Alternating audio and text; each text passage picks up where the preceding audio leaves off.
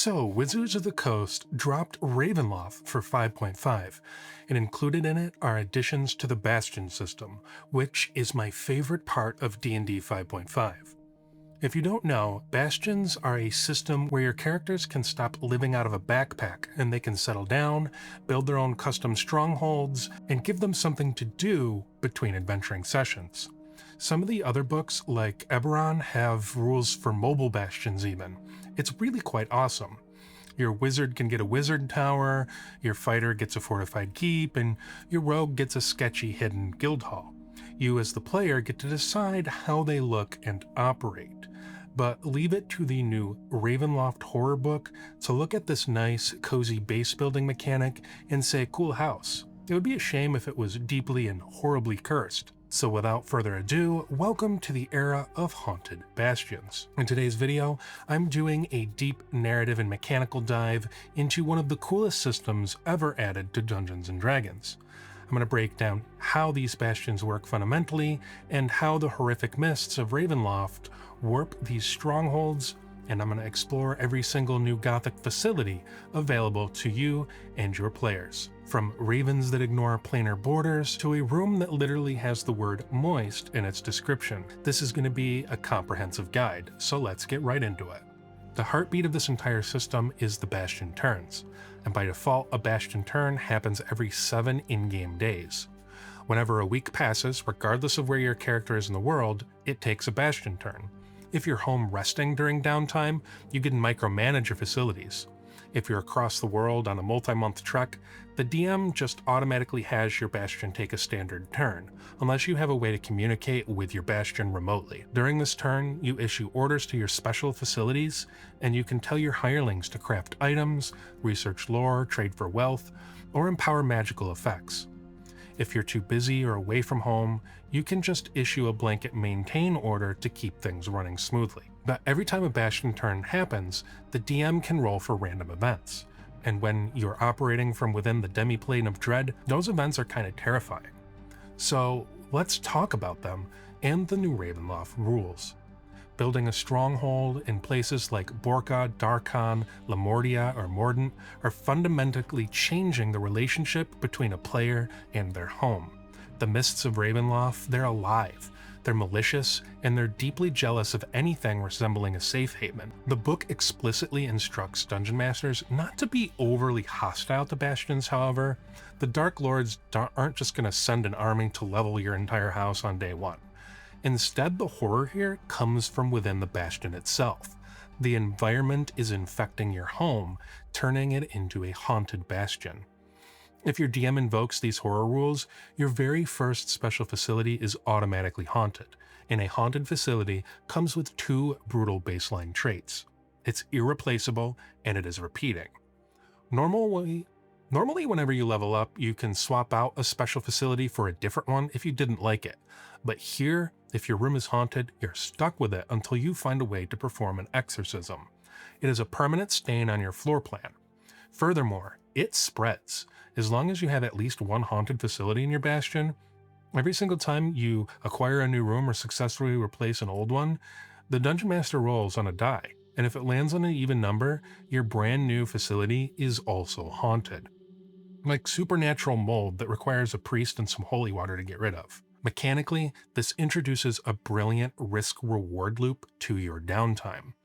Whenever you issue an order to a haunted facility, or when you issue a general maintain order to the whole Bastion, you have to roll a d6. If you roll a 1, the supernatural activity spikes. The DM immediately rolls a d100 on the Bastion's haunting table to see what happens when your house decides to become sentient.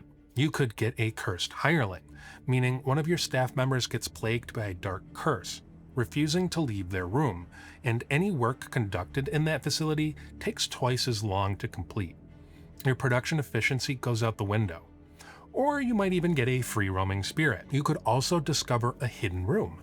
The geometry of your house shifts, and the spirits reveal a brand new, free, 5-foot square hidden closet somewhere on your map. What's inside? That's entirely up to the DM's twisted imagination. Before we look at these specific rooms that you can build, I want to stop and think about some of the narrative potential here. As a DM or a player, it completely redefines what a home base means in this game. In a traditional campaign, your stronghold is a safe zone. It is a place where players drop their guard, take off their armor, and stop worrying about traps. A Haunted Bastion strips away that safety net, replacing it with incredible psychological tension that doesn't destroy the game, but it does make it quite interesting and fun. Imagine the role-playing opportunities. Your paladin wants to build a beautiful, sacred sanctuary to find peace after witnessing the horrors of Barovia, but because of the haunting rules, the sanctuary turns away from the light. The candles flicker out, blood drips from the stone masonry, and the hirelings they employ, who are just local peasants looking for safety, they start whispering about moving shadows. So now let's take a look at these brand new exclusive special facilities that are introduced in this book, starting with what you can build at level 5. First up is the Rookery. This is a dark, weathered tower where a flock of ravens equal to your character's level come to roost. The book notes that whenever someone walks into this room, the birds all uncannily track their movements with uncomfortably intelligent gazes. Mechanically, this room gives you two incredible features. First, you get the Craft Mist Talisman order. If you command your hireling to work for 21 days, they will use the ravens to seek out connections to other domains. At the end of these 3 weeks, they hand you a genuine Mist Talisman, linked to a domain of dread that you have either visited or heard about. In a Ravenloft campaign, where navigating the mist is notoriously dangerous and unpredictable, having a reliable source of mist talismans is an absolute game changer for planar travel. And secondly, you get messenger ravens.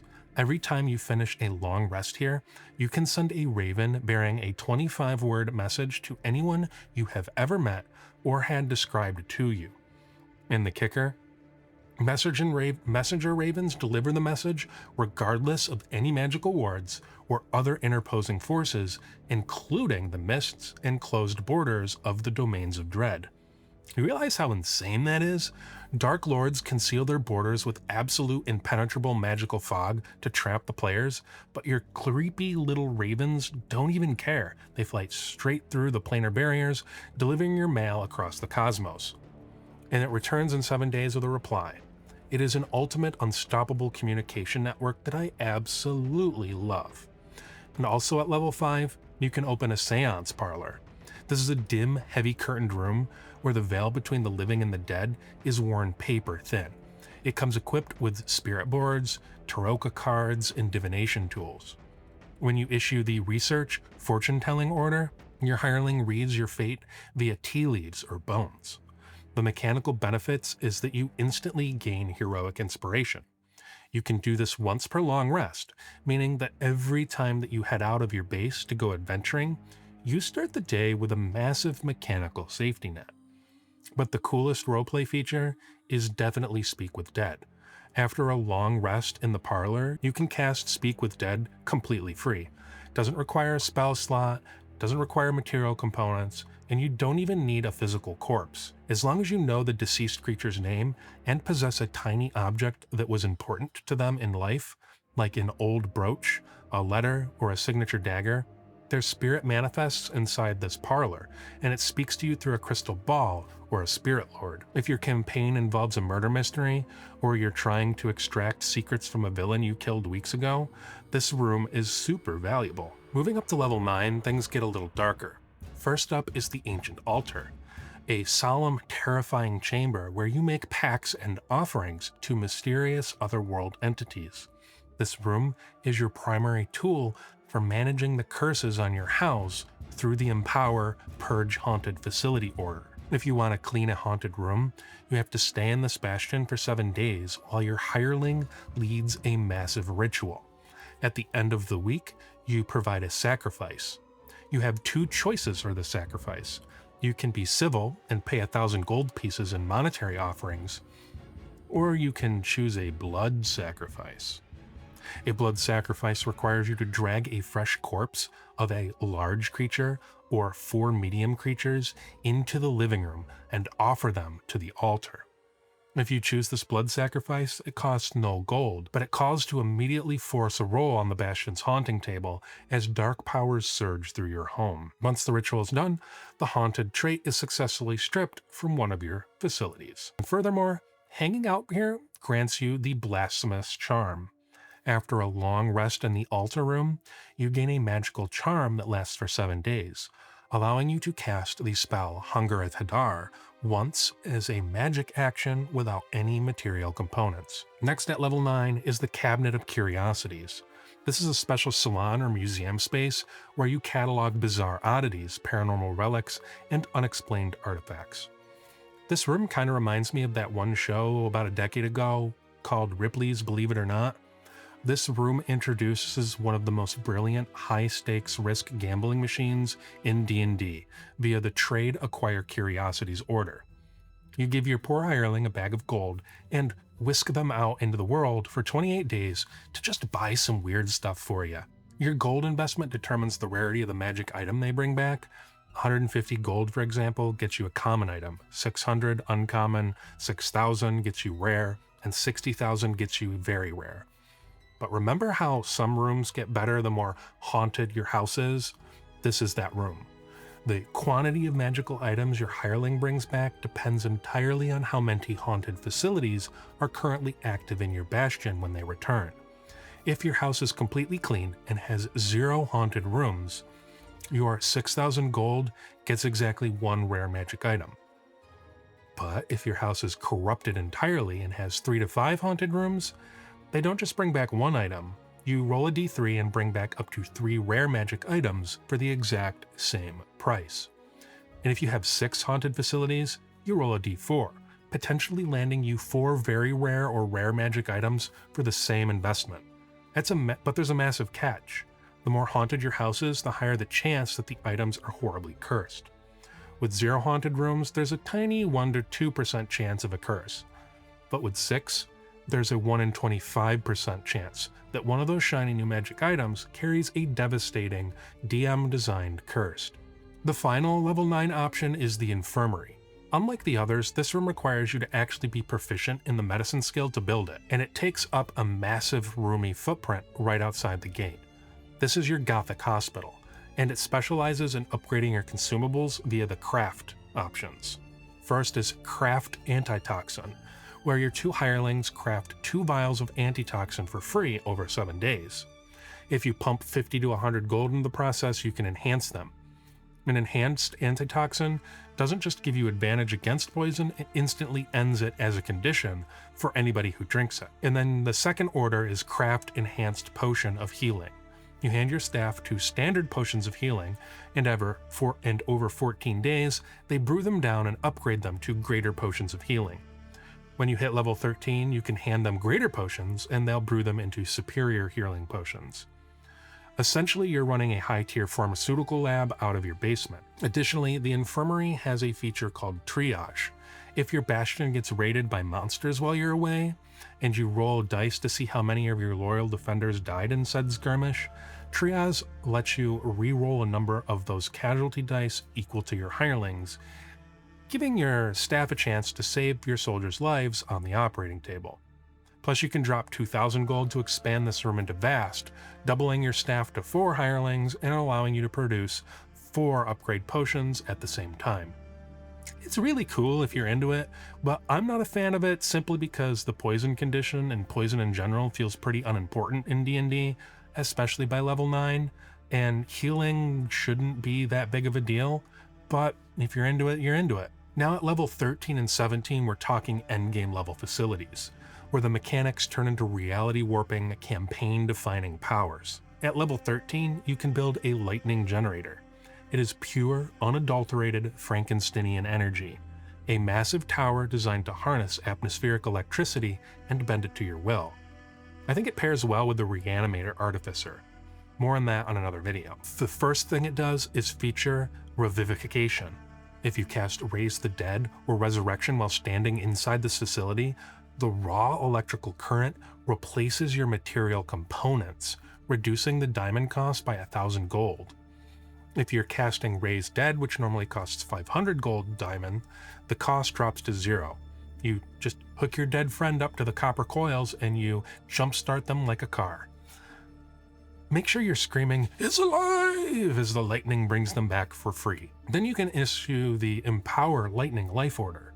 Your hireling channels this generator in the house, casting animate objects on any large or huge objects within your bastion.